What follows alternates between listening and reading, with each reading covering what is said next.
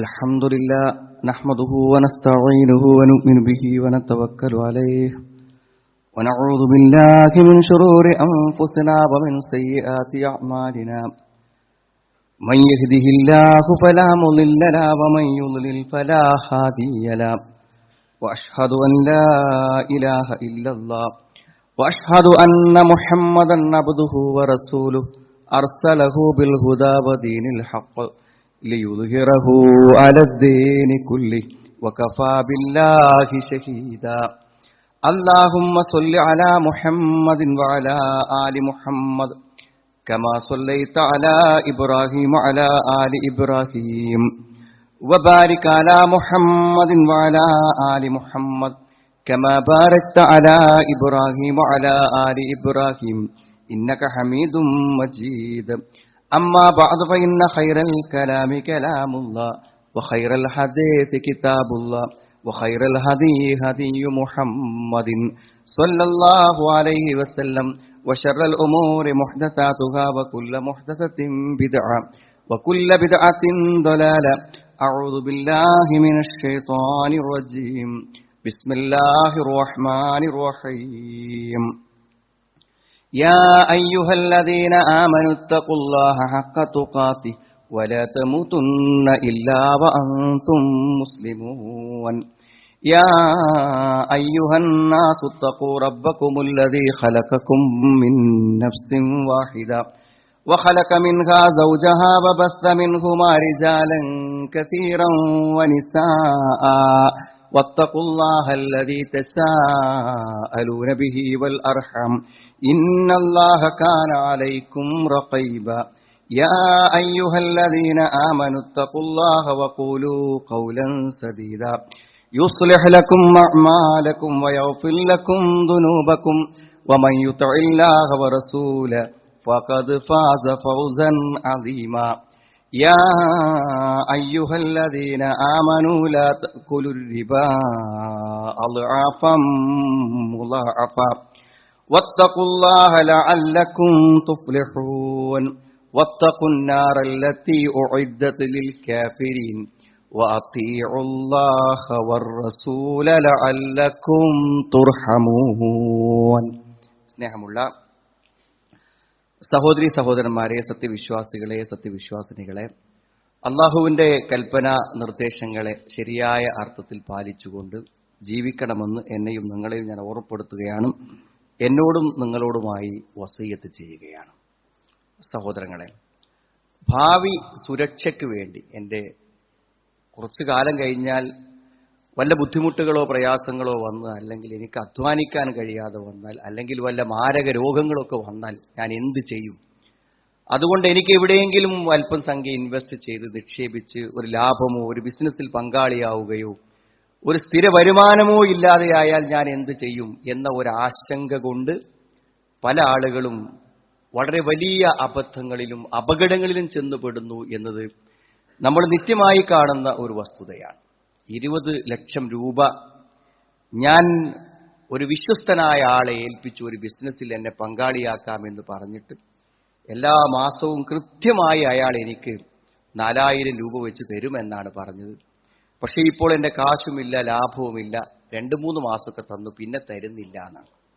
അപ്പൊ സത്യത്തിൽ ഇത് കേൾക്കുമ്പോൾ നമ്മൾ വേഗം അയാളെ പറ്റിച്ച, അയാളെ വഞ്ചിച്ച, അയാളുടെ ജീവിതത്തിന്റെ ഏറ്റവും വലിയ നിക്ഷേപമായി അയാളുടെ കയ്യിലുണ്ടായിരുന്ന, പ്രവാസ ജീവിതം അവസാനിച്ച് തിരിച്ച് നാട്ടിലെത്തിയപ്പോൾ കയ്യിലുണ്ടായിരുന്ന പണം മുഴുവനും പറ്റിച്ചുപോയ ഒരുത്തനെ, ആ പ്രതിയെക്കുറിച്ചല്ലേ നമ്മുടെ മനസ്സിലേക്ക് വരുന്നത്. ആ പ്രതിയെപ്പോലെ തന്നെ കുറ്റക്കാരനാണ് ഈ പണം കൊടുത്ത ആളും. എന്തുകൊണ്ടെന്ന് ചോദിച്ചാൽ നിശ്ചിതമായ ഒരു വിഹിതം ലാഭമായി കൊടുക്കാമെന്നാണ് അയാൾ പറഞ്ഞത്. അതുകൊണ്ട് തന്നെ നിശ്ചിതമായ ഒരു വിഹിതം ലാഭമായി കിട്ടുന്നതിനെയാണ് നമ്മൾ പലിശ എന്ന് പറയുന്നത്. അതിനാണ് പലിശ എന്ന് പറയുന്നത്. അപ്പൊ സ്വാഭാവികമായും ഒരു ബിസിനസ്സിൽ പങ്കാളിയാകുന്നു എങ്കിൽ അയാൾക്കൊരിക്കലും ആ പണം തിരിച്ചു വയ്ക്കാൻ അവകാശമില്ല. അയാൾ ഒരു ബിസിനസ്സിലാണ് നിക്ഷേപിച്ചതെങ്കിൽ അയാൾക്ക് വന്ന നഷ്ടം സത്യസന്ധമാണെങ്കിൽ ആ നഷ്ടത്തിൽ നിക്ഷേപകനും പങ്കാളിയാണ്. അതുകൊണ്ട് ആ 10 ലക്ഷം തിരിച്ചു വയ്ക്കാൻ അയാൾക്ക് അവകാശമില്ല. ഇസ്ലാമിക നിയമപ്രകാരം അവകാശമില്ല. അപ്പൊ സ്വാഭാവികമായും നമ്മൾ ഇവിടെ മനസ്സിലാക്കേണ്ടത് നമ്മുടെ സുരക്ഷയ്ക്ക് വേണ്ടിയാണ് അള്ളാഹു എല്ലാ നിയമങ്ങളും വെച്ചത്. അള്ളാഹുവിനേക്കാളും ഹിക്മത്തും അള്ളാഹുവിനേക്കാളും ആസൂത്രണ ശക്തിയൊന്നും നമുക്ക് ആർക്കും ഇല്ലല്ലോ. അപ്പൊ സുഹൃത്തുക്കളെ, ആ നിയമത്തിന് സമാധാനമായി കീഴ്പ്പെട്ട് ജീവിക്കുക എന്നുള്ളതാണ് എനിക്കും നിങ്ങൾക്കും എല്ലാവർക്കും സുരക്ഷിതമായിട്ടുള്ള കാര്യം എന്നാണ്. ലളിതമായി ചിന്തിച്ചു നോക്കൂ നിങ്ങൾ. ഒന്ന്, ഈ ഇദ്ദേഹത്തിന്റെ കയ്യിലുള്ള ഈ 10-20 ലക്ഷം രൂപ അയാൾക്ക് അങ്ങനെ ഒരു ബിസിനസ്സും കാര്യങ്ങളും വെറുതെ അവിടെ വെച്ചാൽ മതി. അതിന്റെ സക്കാത്ത് വർഷത്തിൽ കൊടുത്ത് അയാൾ കൊടുക്കുകയാണെങ്കിലും ഒരുപക്ഷെ അയാൾക്ക് എന്തെങ്കിലും ബുദ്ധിമുട്ടുകൾ ജീവിതാവസാനം വരെ വരുന്നത് പരിഹരിക്കാൻ ഒരുപക്ഷെ അതുകൊണ്ട് പറ്റുമായിരിക്കും. ഒന്നും വിശ്വസ്തമായ എവിടെയും നിക്ഷേപിക്കാനില്ലെങ്കിൽ പോലും തന്റെ കയ്യിൽ കുറച്ച് പണം ഉണ്ടല്ലോ, അതുപയോഗിച്ച് അതിനനുസരിച്ച് ജീവിച്ച് മുന്നോട്ട് പോകാമെന്ന് വിചാരിച്ചാലെങ്കിലും അയാൾക്ക് സമാധാനം കിട്ടും. പിന്നെ അതോടൊപ്പം നമ്മൾ ചിന്തിക്കണം, ഒരാൾ നമ്മളടുത്ത് വരികയാണ്, എന്നിട്ട് എന്ത് ചെയ്യണം, ഞാൻ ബിസിനസ് നടത്തുകയാണ്, നിങ്ങൾ എന്നെ സഹായിക്കണം എന്ന് പറഞ്ഞ ഒരാൾ വരുമ്പോൾ സ്വാഭാവികമായും അയാൾക്ക് അത്ര ഉറപ്പുള്ള ഒരു ബിസിനസ്സും വിജയിക്കുമെന്ന് ഉറപ്പുള്ള ഒരു കാര്യമാണെങ്കിൽ അതിലുള്ള പണം അയാൾ തന്നെ കണ്ടെത്തും. സ്വാഭാവികമായും അതിന് പറ്റുന്ന ആളുകൾ അതിലേക്ക് ചെന്നുപെടും. ഒരാളും ക്യാൻവാസ് ചെയ്യാതെ വിളിക്കാതെ തന്നെ വിജയകരമായ ബിസിനസിന്റെ പാർട്ട്ണർമാരാകാൻ ആൾക്കാർ തയ്യാറായി പോകും. അപ്പൊ സ്വാഭാവികമായും ഇതിലൊക്കെ നമുക്ക് നമ്മുടേതായ ചില കാര്യങ്ങൾ നിർവഹിക്കേണ്ടതുണ്ട് എന്ന കാര്യത്തിൽ യാതൊരു സംശയവുമില്ല. എപ്പോഴും നമ്മൾ ഇസ്ലാമിക നിയമം തെറ്റിച്ചുകൊണ്ടുള്ള ഒരു ബിസിനസ്സും ഞാൻ നടത്തില്ലെന്നും ഒരു ബിസിനസ്സിലും ഞാൻ പങ്കാളിയാവില്ലെന്നും നമുക്കൊരു തീരുമാനം വേണമെന്നുള്ളതാണ്. യാ അയ്യുഹല്ലദീന ആമനു, വിശ്വാസികളെ എന്ന് അള്ളാഹു വിളിക്കുക. വിശ്വാസികളെന്ന് പറഞ്ഞാൽ ഉറപ്പായിട്ട് സ്വർഗമുണ്ട്, നരകമുണ്ട്, പടച്ചുണ്ട് എന്നൊക്കെ വിശ്വസിക്കുന്ന ആളുകൾക്ക് എല്ലാതും പറ്റൂല, എല്ലാതും ചെയ്യാൻ പറ്റൂല. കാരണം ആ ഒരു വിശ്വാസത്തിൽ നിന്നാണ് അവന്റെ തീരുമാനങ്ങൾ ഉണ്ടാവേണ്ടത്. എന്നിട്ടോ ഇരട്ടിക്കിരട്ടിയായി നിങ്ങൾ പലിശ തിന്നരുത്. ഇരട്ടിക്കിരട്ടിയെ പലിശ എന്ന് പറഞ്ഞാൽ ജാഹിലിയ കാലത്തൊരു പരിപാടി ഉണ്ട്. എന്താ വെച്ചാൽ ഒരാളത്ത് നിന്ന് കടം വാങ്ങി, അപ്പൊ അതിന്റെ ഡേറ്റ് തെറ്റാൻ പോവാണ്. ഈ 1-ാം തീയതി തരുന്നില്ല എന്നുണ്ടെങ്കിലും അപ്പൊ ഈ പണം കിട്ടാനുള്ള ആള് പൈസ കൊടുത്ത ആള് പറയും, എന്തറിയോ, ആയിക്കോട്ടെ നിനക്കൊരു മാസം കൂടി ഞാൻ നീട്ടിത്തരാം, പക്ഷെ നീ തരുമ്പോ എന്ത് ചെയ്യണം, ഇത്ര ശതമാനം കൂടെ നീ വർദ്ധിപ്പിച്ച് തരണമെന്ന് പറയും. അങ്ങനെ ഈ സാധുവിന് കൊടുക്കാൻ കഴിയൂല. ഓരോ സന്ദർഭത്തിൽ അവധി പറയുമ്പോഴും ആ അവധി സമയത്തൊക്കെ ഇയാൾ എന്ത് ചെയ്യും, ഇന്ന് അത്ര തരണം എന്ന് പറയും. അവസാനം മുലാഫാന്നാണ്. ഇയാൾക്ക് ഒരിക്കലും ജീവിതകാലത്ത് എന്ത് ചെയ്താലും അത് തിരിച്ചെടുക്കാൻ പറ്റാത്ത രൂപത്തിലുള്ള പലിശയിൽ അയാൾ കുടുങ്ങി ജീവിതം നശിച്ചു പോകുന്നതാണ്. എന്നിട്ട് എന്ത് അല്ലാഹു പറഞ്ഞു, അത് പലിശ തുടരുത്. എന്നിട്ടോ വത്തഖുല്ലാഹ ലഅല്ലക്കും തുഫ്ലിഹൂൻ, നിങ്ങൾ അള്ളാഹനെ സൂക്ഷിച്ചോളിയും, നിങ്ങൾക്ക് വിജയം ഉണ്ടാവും. അള്ളാഹനെ സൂക്ഷിച്ചാൽ നിങ്ങൾക്ക് വിജയം ഉണ്ടാകും. പലിശമ്മ തുടണ്ടാന്ന് പറഞ്ഞിട്ട് അള്ളാഹ് പറയണം, നിങ്ങൾ അള്ളാഹനെ പേടിച്ചിട്ട് നമ്മളൊരു തീരുമാനം എടുത്ത് മാറി നിന്നാൽ സുഹൃത്തുക്കളെ കഷ്ടപ്പെടൂല. വത്തഖുന്നാറല്ലതീ ഉഇദ്ദത ലിൽ കാഫിരീൻ, സത്യനിഷേധികൾക്ക് വേണ്ടി തയ്യാറാക്കിയ നരകത്തെ നിങ്ങൾ പേടിച്ചോളിയും. വഅതീഉല്ലാഹ വറസൂല ലഅല്ലക്കും തുർഹമൂൻ, അല്ലാഹുവും റസൂലും പറഞ്ഞത് അനുസരിച്ചോളൂ. ലഅല്ലക്കും തുർഹമൂൻ, നിങ്ങൾക്ക് കരുണ ലഭിച്ചേക്കാമെന്നാണ്. ഇപ്പൊ നമ്മുടെ ഭാവി എന്താവും, ഒരു മാരക രോഗം വന്നാൽ എന്താവും, അധ്വാനിക്കാൻ കഴിയാത്ത വല്ലാതൊന്നും ബേജാറാകേണ്ട സുഹൃത്തുക്കൾ, നമ്മളൊക്കെ വിശ്വാസികളല്ലേ. ഇമാം ബൈലാവി കുറിച്ച് പറയുന്ന ഒരു സംഭവമുണ്ട്. അൻവാറു തൻസീൽ വ അസ്റാറു തഅ്വീൽ എന്ന വലിയൊരു തഫ്സീർ എഴുതിയ ഒരാളാണ് ഈ ബൈലാവി റഹിമഹുല്ലാഹ്. അപ്പൊ അദ്ദേഹം തഫ്സീറൊക്കെ പൂർത്തിയാക്കി കഴിഞ്ഞിട്ട് അതിന്റെ ഒരു കോപ്പിയും പിടിച്ചിട്ട് അയാൾ എന്ത് ചെയ്യണം, അവിടുത്തെ ഭരണാധികാരിയത്തേക്ക് പോവുകയാണ്. എന്തിനാ ഭരണാധികാരത്തേക്ക് പോകണമെന്ന് വെച്ചാൽ അയാൾക്ക് കുറെ പെൺകുട്ടികളാണ്. അപ്പൊ ആ പെൺകുട്ടികളൊക്കെ വിവാഹം കഴിച്ചു കൊടുക്കാൻ ആവശ്യമായ പണം ഇത് അയാൾക്ക് സമർപ്പിച്ചാൽ കിട്ടുമെന്ന് വിചാരിച്ചിട്ടാണ് അദ്ദേഹം പോയത്. അപ്പൊ പോണ വഴിക്ക് താമസിച്ച ഒരു സ്ഥലത്ത് നിന്ന് ഒരു വയസ്സനായ ഒരു സാധാരണക്കാരനായ അവൾ ചോദിച്ച്, നിങ്ങൾ ഇയ്യാക്കനാബുദു ഇയ്യാക്കനസ്തഈൻ എന്നുള്ള ആയത്ത് ഇതിൽ ഈ തഫ്സീറിൽ നിങ്ങൾ വ്യാഖ്യാനിച്ചിട്ടില്ലയോ? വ്യാഖ്യാനിച്ചു. എന്താണ് നിങ്ങൾ അതിന് വ്യാഖ്യാനം കൊടുത്തതെന്നാണ്. എല്ലാ കാര്യത്തിനും സഹായം ചോദിക്കാൻ അള്ളാഹ് മാത്രം മതി എന്നല്ലേ? അങ്ങനെയാണ് നിങ്ങൾ വ്യാഖ്യാനെങ്കിൽ നിങ്ങൾ ഇതും തേടി ഒരാളത്തേക്ക് പോകുന്നതിൽ എന്തർത്ഥമാണുള്ളത് എന്നാണ്.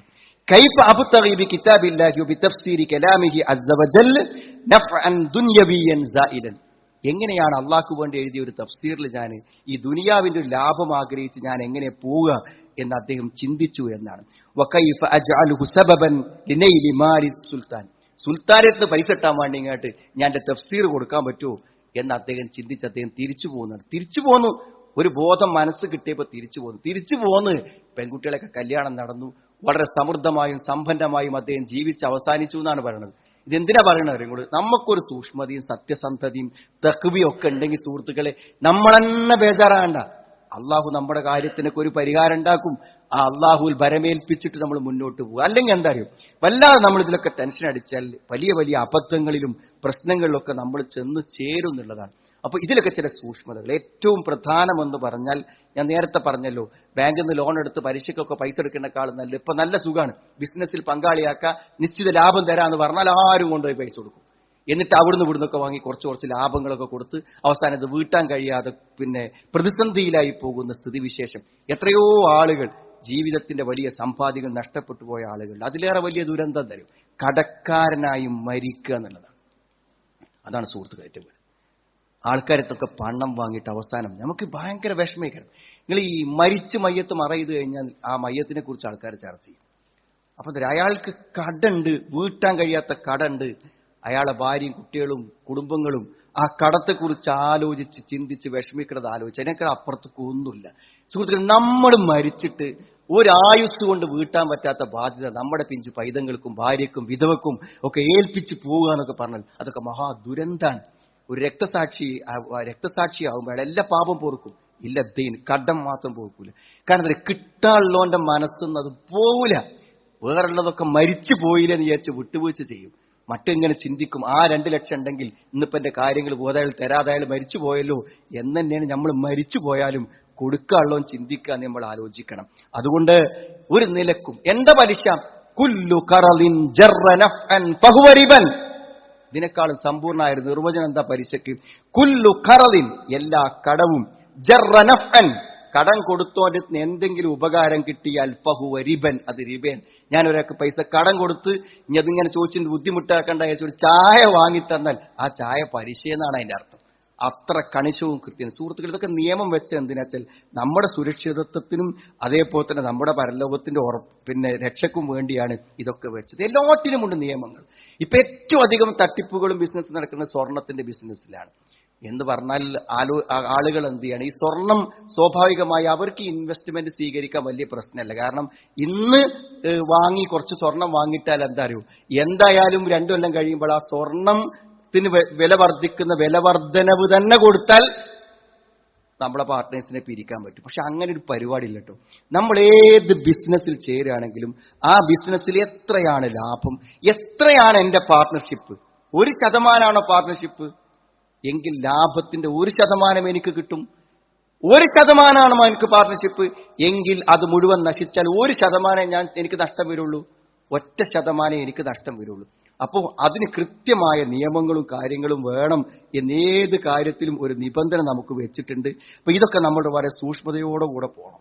പിന്നെ എപ്പോഴും എന്താണെന്ന് ചോദിച്ചാൽ, എങ്ങനെ എന്തെങ്കിലുമൊക്കെ പാർട്ട്ണർഷിപ്പിലൊക്കെ നമ്മൾ ചേരണം എന്ന് ഉദ്ദേശിക്കുകയാണെങ്കിൽ ഇസ്ലാമികമായും ഭൗതികമായും ചിന്തിക്കേണ്ട കാര്യങ്ങൾ വേണം. ഒന്ന്, അതിനെന്തായിരിക്കണം, വളരെ കൃത്യമായ എഗ്രിമെന്റുമാണ്. ഒരു സംശയക്കാര്യത്തില്ല, തരാണ്ട് എന്നതിന് പോലും തെളിവില്ല ആൾക്കാർക്ക്. വളരെ കൃത്യമായി ഇരുന്ന് അതിന്റെ നിബന്ധനകൾ എഴുതിയിട്ടേ പറ്റുള്ളൂ എന്നാണ്. എന്താ പറയാൻ കാരണം നിങ്ങൾ, സാധാരണഗതിയിൽ ഖുർആനിലെ ഏറ്റവും വലിയ ആയത്തു ദൈനാണ്, അൽ ബഖറയിൽ. അതായത് കടം കൊടുക്കുക, നമുക്ക് പരിചയമുള്ള ബന്ധങ്ങളുടെ അടിസ്ഥാനത്തിലല്ലേ സുഹൃത്തുക്കളെ കടം കൊടുക്കുക. നമുക്ക് പരിചയമുള്ള വിശ്വാസമുള്ള ആൾക്കാർ നമ്മൾ കടം കൊടുക്കുക. ആ കടം കൊടുക്കുമ്പോൾ പോലും യാ അയ്യുഹല്ലദീന ആമനു ഇദാ തദായൻതും ബിദൈനിൻ ഇലാ അജലിൻ മുസമ്മം ഫക്തുബൂഹ്. ഒരു നിശ്ചിത സമയത്തേക്ക് നിങ്ങൾ കടം കൊടുക്കുകയാണെങ്കിൽ നിങ്ങൾ അത് എഴുതി വെക്കണം എന്ന് സൂറത്തുൽ ബഖറയിൽ 282 ആയത്തിലുണ്ട്. ആലോചിക്കുന്നത് ഒരു സുന്നത്താണ്, ഒരു കൂലി കിട്ടും. തരും എന്നൊക്കെ നമുക്ക് 100% ഉറപ്പുണ്ടെങ്കിലും വെറുതെ ഒരു പേപ്പർ എടുത്ത് എഴുതി ഒപ്പിട്ടാലേ അതിന് കൂലി കിട്ടും ആ കടം കൊടുക്കുന്നതിന്. ഇസ്ലാമികമായ ഒരു സുന്നത്ത്, അള്ളാഹ് ഖുർആനിൽ കൽപ്പിച്ചൊരു കാര്യം നമ്മൾ നടപ്പിലാക്കിയാൽ ഒരു പ്രതിഫലം കിട്ടും. അപ്പൊ അതിന് കൃത്യമായ വ്യവസ്ഥകളുടെ അടിസ്ഥാനത്തിലേ നമുക്ക് ഇടപാടുകൾ നടത്താൻ പറ്റുള്ളൂ എന്നാണ് ഇസ്ലാമിന്റെ നിയമം. ഞാൻ പറയാം, വളരെ കറക്റ്റായിട്ട് ആ എഗ്രിമെന്റ് എഴുതിയിരിക്കുമ്പോൾ എന്താ നിങ്ങൾ, നമ്മൾ ഓരോ സംശയവും തീരും. നമുക്ക് എന്തൊക്കെ ആശങ്ക ഉണ്ടോ ആശങ്കക്ക് മുഴുവനുള്ള മറുപടി വളരെ കറക്റ്റായിട്ട് നമ്പർ ഇട്ട് എഴുതിയിട്ടാണ് ഒരു എഗ്രിമെന്റ് പൂർത്തിയാകേണ്ടത് നമ്മൾ മനസ്സിലാക്കണം. അതേപോലെ തന്നെ ആർക്കാണോ നമ്മൾ കൊടുക്കുന്നത്, ഏതെങ്കിലും ഉസ്താദുമാരോ മൗലവിമാരോ വിശ്വസ്തന്മാരോ വന്ന് പറഞ്ഞാൽ ബിസിനസ് ചേരേണ്ടവരല്ല നമ്മളൊന്നും. എന്തിലാണോ നമ്മൾ പണം നിക്ഷേപിക്കുന്നത് അതിനെക്കുറിച്ച് വളരെ കൃത്യമായി നമ്മൾ അന്വേഷിക്കണം എന്നാണ്. എത്രയോ ബിസിനസ്സുകളെയും കച്ചവടങ്ങളെയൊക്കെ ഇസ്ലാം നിരോധിച്ച് എന്താ ഖറർ വരുന്നതുകൊണ്ടാണ്. അത് ഇസ്ലാമിക കച്ചവടത്തിന്റെ അടിസ്ഥാനപരമായ ഒരു കാര്യമാണ്. ഖറർ ഉണ്ടാവും. ഖറർ എന്ന് പറഞ്ഞാൽ എന്താണ് അറിയോ, വഞ്ചന. ഇത് സുതാര്യത വേണം. എന്ത് കച്ചവടത്തിലാണ് ഞാൻ പൈസ കൊണ്ടുപോയത്, ഇത് എങ്ങനെ ഇവർക്ക് ലാഭം കിട്ടുക, ഇത് എവിടെയാണ് ഇതിന്റെ ബിസിനസ് നടക്കുന്നത്, എങ്ങനെയാണ് ഇതിന്റെ, എന്താണ് ഈ സാധനം, അത് വിൽക്കാൻ പറ്റിയ സാധനമാണ്, വിൽക്കാൻ പറ്റുന്നത്, ഇതൊക്കെ അറിയാതെ ഇതൊരു ബിസിനസ്, അതൊരു പ്രത്യേക ബിസിനസ്സാണ്, ഈ പൈസ അന്ന് എനിക്ക് ലാഭം കിട്ടും എന്ന് പറഞ്ഞൊരു ബിസിനസ് ചേരാൻ നമുക്ക് പറ്റൂല എന്നാണ്. സുതാര്യമായിരിക്കണം. ഒരു കുളത്തിലെ മത്സ്യം, ഈ മത്സ്യം അണക്കാൻ 1 ലക്ഷത്തിന് വിറ്റു എന്ന് പറയാൻ പറ്റൂല. അങ്ങനെ എത്ര മത്സ്യം ഉണ്ടെന്ന് അറിയോ? അറിയില്ല. ആ മത്സ്യം പിടിച്ചേ വിൽക്കാൻ പറ്റുള്ളൂ. അതുകൊണ്ട് അങ്ങനെ ഒന്നിച്ച് വിൽക്കാൻ പറ്റാത്തത്, ഒന്നിച്ച് വിൽക്കാൻ പറ്റാത്തത് എന്തുകൊണ്ടാ വെച്ചാൽ അതിൽ എത്ര ഉണ്ട് നമുക്ക് അറിയില്ല. വളരെ കൃത്യമായ സുതാര്യമായ ഒരു ബിസിനസ് അല്ലാതെ ഒരു മുസ്ലിമിന് ഇസ്ലാമികമായി നടത്താൻ പറ്റില്ല എന്നാണ്. എന്തെങ്കിലും നിലക്ക് നമ്മൾ ഒരാളെ ബിസിനസ് ചേർക്കുമ്പോൾ ഓനെ പറ്റിക്കണം എന്ന് മനസ്സിന്റെ ഉള്ളിൽ എവിടെയെങ്കിലും വിചാരിച്ചിരിക്കണമെങ്കിൽ നിങ്ങൾ ആലോചിച്ചോളൂ. മൻ ഗശ്ശന ഫലൈസ മിന്ന, ആരെങ്കിലും വഞ്ചിച്ചാൽ അവൻ എന്നിൽപ്പെട്ടവനല്ല. സുഹൃത്തുക്കൾ, ഒരിക്കലും ഒരാളെ അറിഞ്ഞുകൊണ്ട് ഒരാളുടെ അധ്വാനിച്ച പണം എന്ത് ചെയ്യാൻ പറ്റൂല. നമ്മൾ ഒരിക്കലും പറ്റിച്ചെടുക്കാൻ പറ്റില്ല. കൊടുക്കുന്ന ആളും വാങ്ങുന്ന ആളും ഒക്കെ ശ്രദ്ധിക്കണമെന്നാണ്. പിന്നെ കണക്കില്ലാത്ത ലാഭങ്ങൾ, അങ്ങനെ ഒരു പരിപാടിയില്ല. ഒരിക്കലും നമുക്ക് നിശ്ചയിക്കാൻ പറ്റാത്ത അത്രയും ഭയങ്കര ലാഭമൊക്കെ പറഞ്ഞു വരുമ്പോൾ നിങ്ങൾ അതിനെപ്പറ്റി ഒരു 4 വട്ടം ആലോചിക്കണം എന്നുള്ളതാണ്. കാരണം നമ്മളെ സംബന്ധിച്ചിടത്തോളം യാ അയ്യുഹല്ലദീന ആമനു ലാ തഅകുലു അംവാലക്കും ബൈനക്കും ബിൽ ബാത്തിൽ, അന്യോന്യം എന്തറിയും, നമ്മളത് വേറൊരാളും ഹറാമായി തിന്നുക, അയാളത് നമ്മൾ ഹറാമായി തിന്നുക. ഒരിക്കലും നമ്മളത് വേറൊരാൾക്കും തിന്നാൻ കൊടുക്കേണ്ട കാര്യമില്ല. മറ്റുള്ളവൻ്റെത് നമ്മളതിലും വരാതിരിക്കാൻ നമ്മൾ എന്ത് ചെയ്യണം, വളരെ കൃത്യമായി നമ്മൾ ശ്രദ്ധിക്കണം.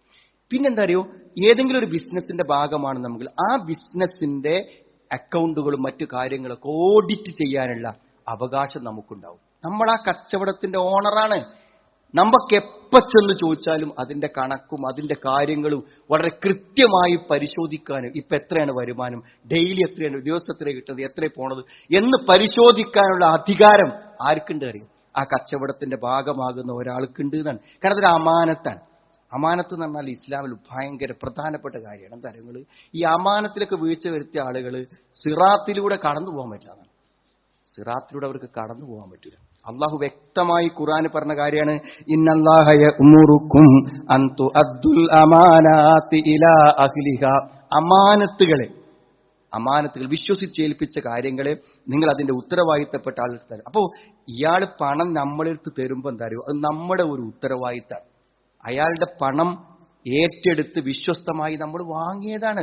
അതുകൊണ്ട് എന്താ അറിയോ, ഈ ഏൽപ്പിച്ചവനാണെങ്കിലും നമുക്കാണെങ്കിലും സുതാര്യമായി അയാൾക്കത് പരിശോധിക്കാനും അറിയാനും നാളെ ഒരു ആക്ഷേപം പറയാൻ തെറ്റാത്ത രൂപത്തിൽ വളരെ കൃത്യമായി അത് പരിശോധിക്കാനുള്ള കാര്യങ്ങൾ വേണം. പിന്നെ എക്സിറ്റ്, ഇതിൽ നിന്ന് പുറത്തു പോകും, എന്തെങ്കിലും ഇപ്പോൾ ഈ കച്ചവടം അവസാനിപ്പിക്കേണ്ടി വരികയും അല്ലെങ്കിൽ നമുക്ക് നമ്മുടെ പണം ആവശ്യമായി വരികയും ചെയ്യുകയാണെങ്കിൽ അതിനൊരു നിയമം വേണം.